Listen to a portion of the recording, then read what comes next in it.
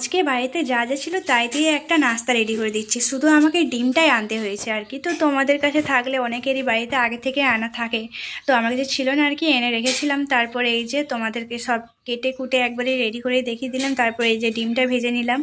আর তোমরা যে রাতে ভাত অনেকে নষ্ট হয়ে যায় তখন ফেলে দাও, তো তার জন্য এটা করে তোমরা খেতে পারো, তো অনেক টেস্টিও লাগে। তো আমিও আর কি এতগুলো ভাত ভেজেছিল, তো তাই ভাবলাম আমি একটা কিছু নাস্তা রেডি করে দিই। আর এই যে পেঁয়াজগুলো আগে ভেজে নিলাম, তারপর যা যা ছিল কেটে রেখেছিলাম সবগুলো একটা একটা করে দিয়ে দিলাম।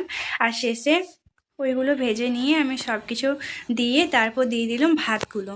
আর ভাতগুলো দেওয়ার পর আমি একটু মানে সব কিছু নেড়ে নিয়ে মিক্স করে তারপর শেষে দিলাম ডিমটা, আর তার সঙ্গে ধনেপাতাও দিয়ে অ্যাড করে একেবারে রেডি হয়ে গেল আমার নাস্তা আজকে। এই নাস্তাটার একটা নামও দিয়ে দিলাম ভাত ফ্রাই। আর তারপর এই যে রেডি হয়ে একেবারে আমি আর মা বসে পড়লাম খেতে। তো তোমাদের ভিডিওটা ভালো লাগলে অবশ্যই লাইক করে দিও। টাটা।